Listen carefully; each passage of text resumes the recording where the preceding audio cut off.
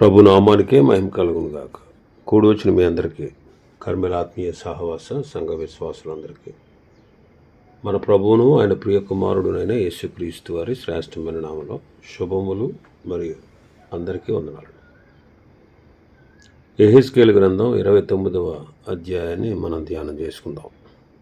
యెహెజ్కేలు గ్రంథం 29వ అధ్యాయం. ఇందులో ఈ 29వ అధ్యాయంలో ఐగుప్తును గూర్చిన ప్రవచనం, ఐగుప్తు యొక్క పాపం, దాని యొక్క పతనం గురించి ఈ అధ్యాయంలో రాయబడింది. ఐగుప్తు యొక్క ఉత్పత్తి ఏంటంటే, హాము కుమారుడైన మిస్రాయిము నుండి ఐగుప్తీయులు వచ్చారు. హాము కుమారులైన మిస్రాయిము నుండి వారు వచ్చారు. ఆదికాండం 10వ అధ్యాయంలో మనం చూస్తాం.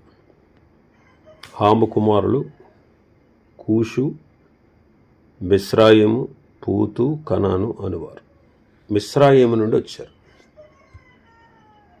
మిస్రాయిము లూదీలను, అనామీలను, లెహాబీయులను, నఫ్తుహీలను, పత్రుసీలను, కస్లుహీలను, కప్తోరీలను, ఫిలిస్తీయులను, వీళ్ళందరూ వచ్చారన్నమాట.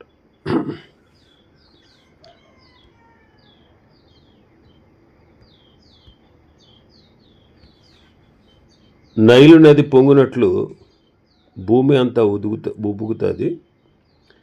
ఐగుప్తు దేశము నైలు నది వలె ఉబుకును, మిస్రాయిము దేశము నది వలె అణిగిపోవును అని ఆమోసు 8వ అధ్యాయం 8వ వచనంలో చెప్తాడు ఆమోసు గారు. కాబట్టి పరిశుద్ధ గ్రంథంలో ఐగుప్తీయులు హాము సంతతి వారు అని పిలువబడ్డారు. హాము సంతతి వారు, హాము దేశము అని పిలువబడింది. 105వ కీర్తన 23వ వచనం చదివితే, ఇశ్రాయేలు ఐగుప్తులోనికి వచ్చెను, యాకోబు హాము దేశమందు పరదేశిగా ఉండెను. హాము దేశమందు పరదేశిగా ఉండెను. హాము దేశములో ఆయన సూచక క్రియలు, మహత్కార్యాలు జరిగించారు. 27వ వచనంలో కూడా చూస్తాం. వారు ఐగుప్తీయుల మధ్యను ఆయన సూచక్రియలను, హాము దేశములో మహత్కార్యములను జరిగించారు.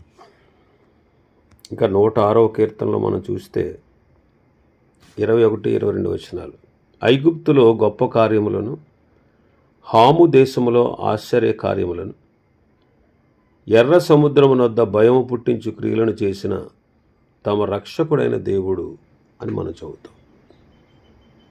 కాబట్టి ఐగుప్తు దేశము హాము దేశము అని పిలువబడుతుంది. మధ్యధరా సముద్రానికి దక్షిణముగా, నైలు నదికి పడమరగా ఇది ఉంది. 600 మైళ్ళ పొడవు, వెడల్పు. ఉత్తరం నుంచి దక్షిణం వరకు ఒక ప్రక్క 120 మైళ్ళు, మరొక ప్రక్క 12 మైళ్ళు ముక్కోణ ఆకారంలో ఉంటుందన్నమాట. మరి ఇశ్రాయేలులకు ఐగుప్తీయులకు ఉన్న సంబంధం ఏంటంటే, అబ్రహాము ఐగుప్తుకు వెళ్ళాడు. ఆదికాండం 12వ అధ్యాయంలో చదువుతాం.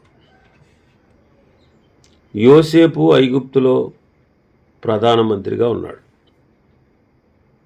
తర్వాత యాకోబు కుటుంబీకులు కూడా ఐగుప్తుకు వెళ్ళారు.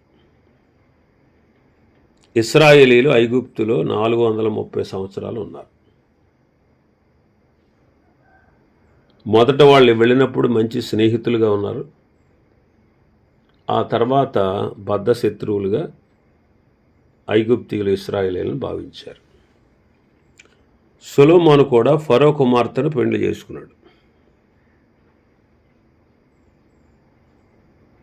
అనేక పర్యాయాలు ఇశ్రాయేలీలు ఐగుప్తీయుల సహాయాన్ని కోరారు.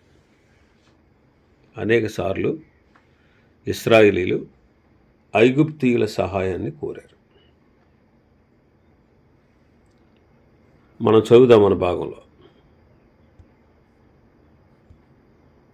10వ సంవత్సరం 10వ నెల 12వ దినమున యెహోవా వాక్కు నాకు ప్రత్యక్షమై ఇలాగు సెలవిచ్చాను. 10వ సంవత్సరం 10వ నెల 12వ దినం. తూరు కంటే ఐగుప్తును గూర్చే ప్రవక్త ముందుగా ప్రవచించాడు. కానీ రాతలో మొదట తూరును గురించి రాశారు, తర్వాత ఐగుప్తుని గురించి రాయబడింది. ఐగుప్తు యొక్క నాశనాన్ని గురించి ఇర్మియా కూడా ప్రవచించాడు. ఇర్మియా గ్రంథం 44, 46 అధ్యాయాల్లో. 46వ అధ్యాయంలో ఫరో నెకోను గురించి మాట్లాడుతూ ఉన్నాడు. ఫరో అనేది ఐగుప్తీల రాజు పేరు కాదు, వారికి ఉన్న బిరుదు అన్నమాట. నెకో అనేది రాజు పేరు. రాజుల 2వ గ్రంథం 17వ అధ్యాయం 40వ వచనంలో మనం చూస్తే ఐగుప్తు రాజైన సో అని ఉంది. సో అనేది రాజు పేరు. ఐగుప్తును ఎలా పోల్చారంటే మొసలితో పోల్చారు. 2-3 వచనాలు. నరపుత్రుడా, నీ ముఖమును ఐగుప్తు రాజైన ఫరో వైపు త్రిప్పుకొని అతన్ని గూర్చి ఐగుప్తు దేశం అంతటిని గూర్చి ఈ సమాచారం ఎత్తి ప్రవచింపు. ప్రభువుకు యెహోవా సెలవిచ్చినదేమనగా, ఐగుప్తు రాజైన ఫరో నైలు నదిలో పండుకొని ఉన్న పెద్ద మొసలి. ఐగుప్తు రాజైన ఫరో నైలు నదిలో పండుకొని ఉన్న పెద్ద మొసలి, నేను నీకు విరోధిని అంటున్నాడు. ప్రభువు సెలవిచ్చే మాట. నైలు నది నాది, నేనే దాన్ని కలగజేశానని వాళ్ళు చెప్పుకుంటున్నారు. ఐగుప్తు రాజైన ఫరో నైలు నదిలో పండుకొని ఉన్న పెద్ద మొసలితో పోల్చబడ్డాడు. ప్రభు అంటున్నారు, నేను నీకు విరోధిని. అప్పుడు ఐగుప్తు దేశాన్ని ఏలుచున్నటువంటి రాజు పేరేంటంటే హోఫ్రా, ఫరో హోఫ్రా అనేవాడు. ఎందుకు దేవుడు వారికి విరోధి అయ్యాడు? దానికి గల కారణం వారి గర్వమే. నేనే నైలు నదిని కలగజేశానని చెప్పుకుంటున్నాడు.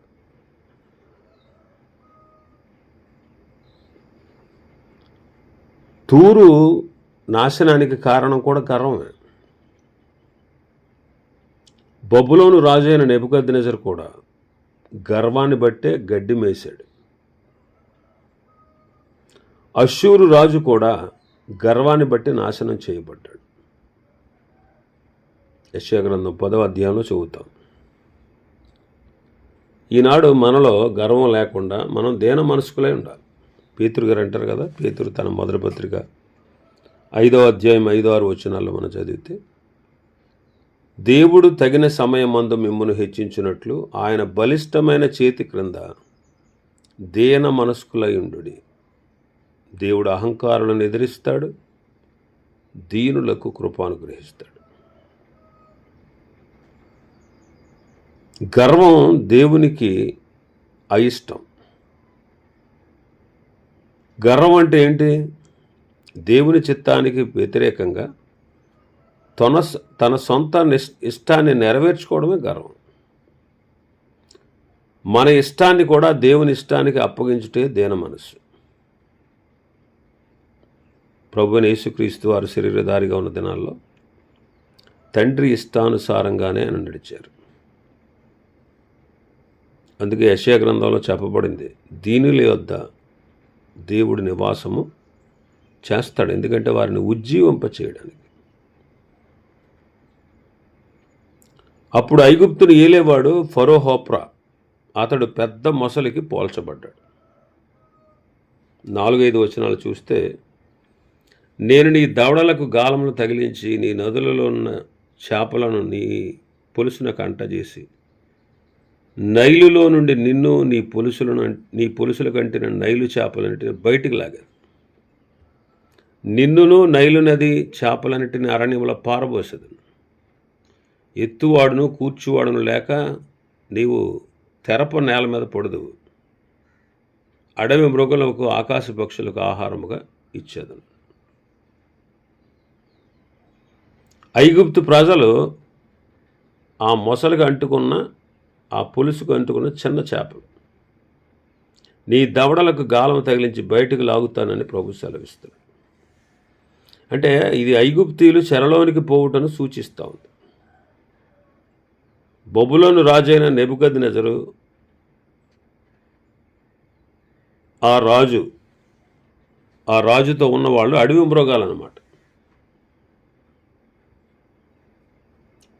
హిజ్కియా రాజుతో అంటే హిజ్కియా ఎదుట అష్షూరు రాజు వేసే రంకెలు నా చెవిలోకి వచ్చినాయి, అందుకే నా గాలాన్ని నీ ముక్కుకు తగిలిస్తాను, నా కళ్ళెము నీ నోట పెట్టి మళ్ళిస్తానంటాడు రాజుల 2వ గ్రంథం 19:25.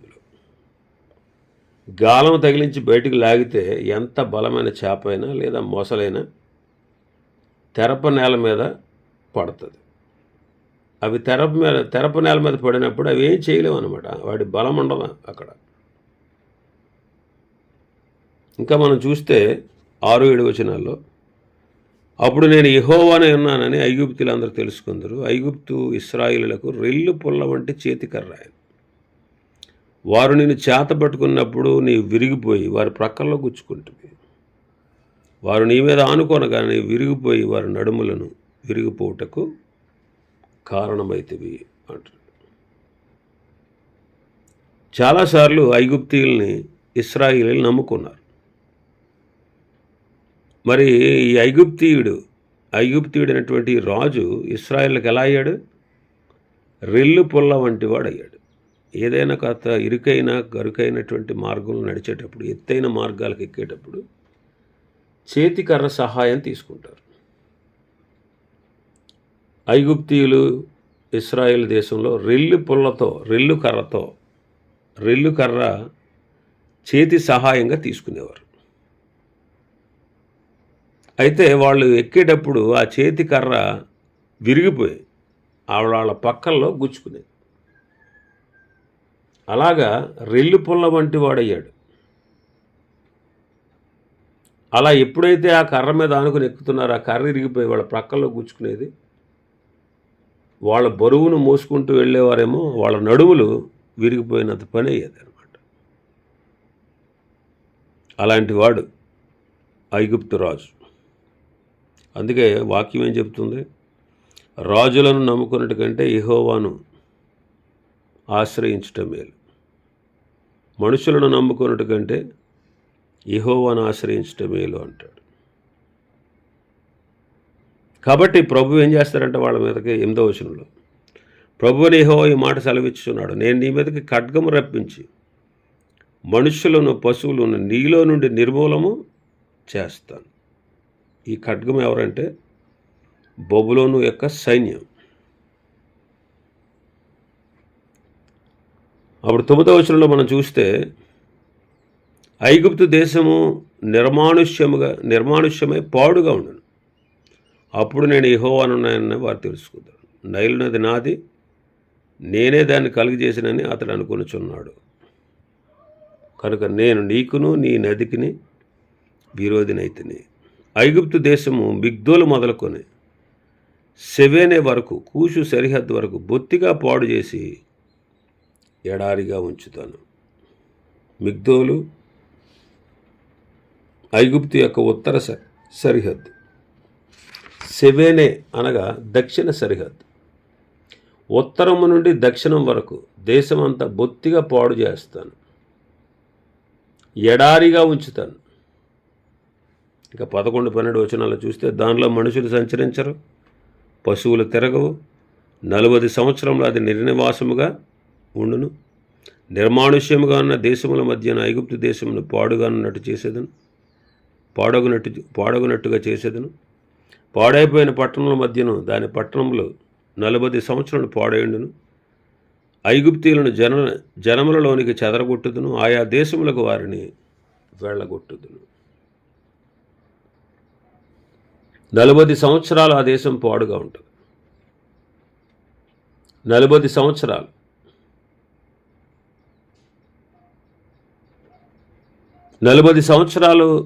అయిన తర్వాత వారు సమకూర్చబడి ఐగుప్తీయుల చెరల నుంచి విడుదల పొంది ఐగుప్తు దేశానికి వస్తారు.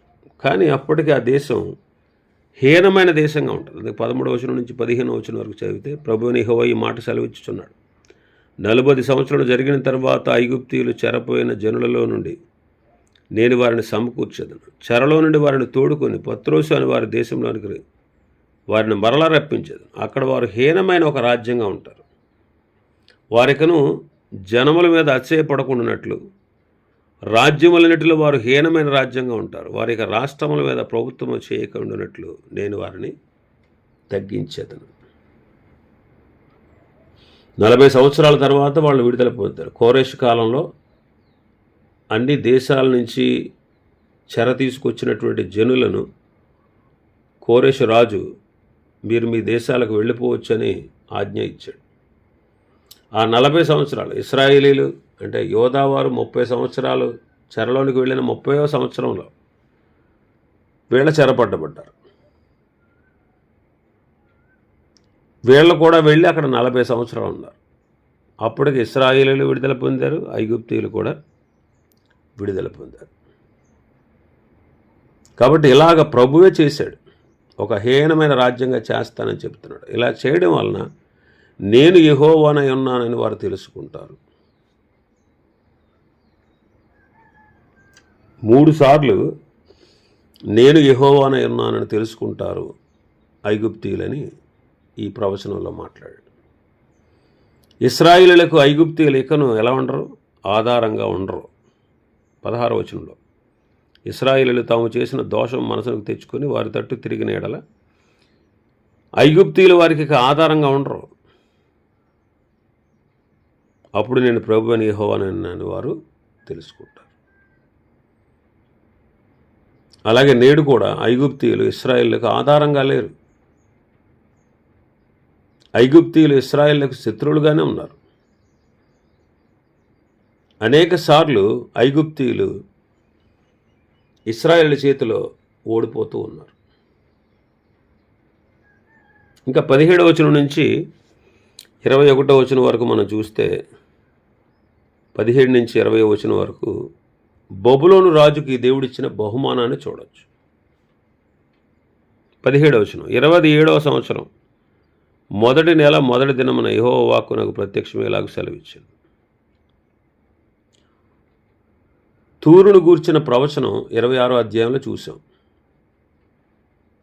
11వ సంవత్సరంలో ప్రవచించాడు. ఇక్కడ ఇది 27వ సంవత్సరం అని చెప్పబడింది.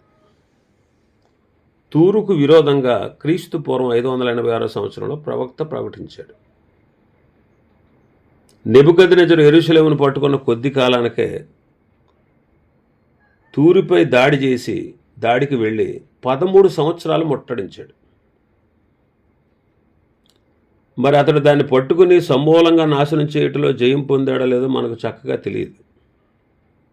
అయితే ఇప్పుడు యెహెజ్కేలు క్రీస్తు పూర్వం 570వ సంవత్సరం మొదటి నెల మొదటి దినాన పలికినటువంటి ప్రవచనం అంటే ఇంతకుముందు పలికిన ప్రవచనానికి ఇప్పటికి 16 సంవత్సరాలు గడిచింది. ఈ 16 సంవత్సరాల్లో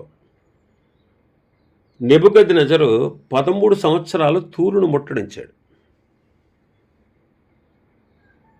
యెహెజ్కేలు చెప్పినట్టే నాశనం చేశాడు, కానీ దానిలో ఏది కూడా అతను పొందుకోవాలంటే దానిలో అతనికి ఏమి దొరకలేదు.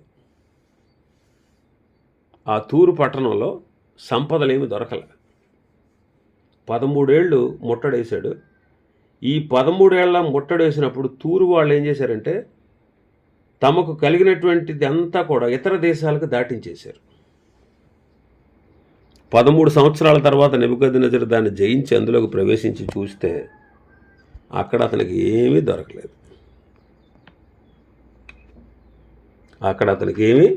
దొరకలేదు. నాశనం చేయడానికి, కొల్లగొట్టడానికి ఏం మిగలలేదు.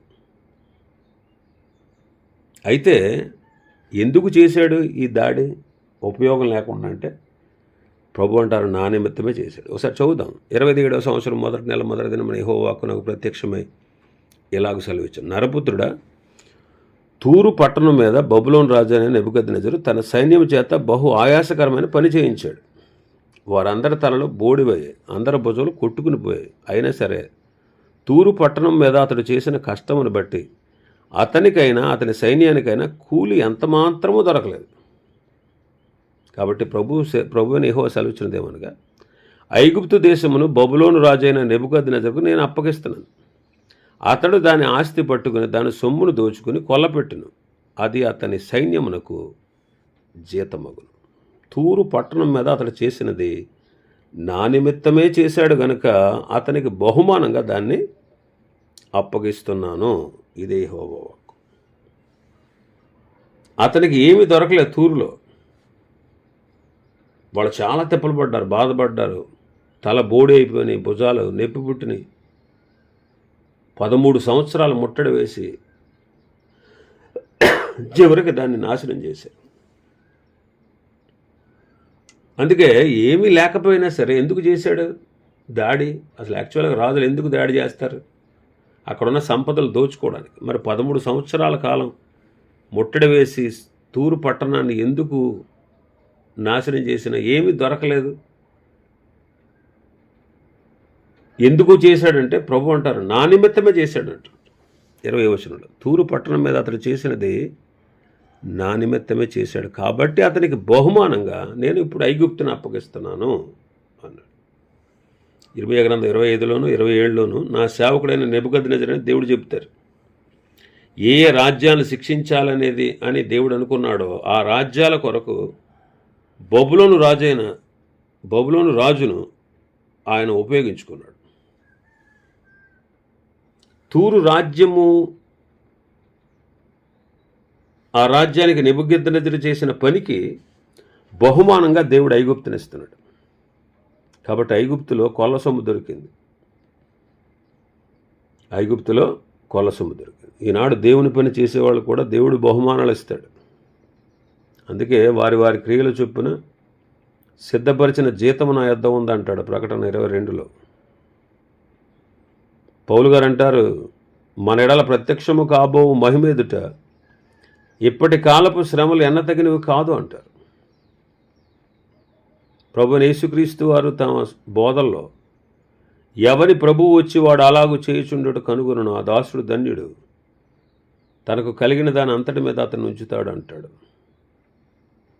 ఆ తర్వాత మనం 21వ వచనాన్ని చూస్తే మన భాగంలో, ఆ దినమందు నేను ఇశ్రాయేలుల కొమ్ము చిగురింపజేసి వారిలో మాట్లాడుటకు నీకు ధైర్యం కలగజేసేదను. అప్పుడు నేను యెహోవానే ఉన్నానని వారు తెలుసుకుంటారు. ఇశ్రాయేలుల కొమ్ము చిగురింప చేస్తాడు.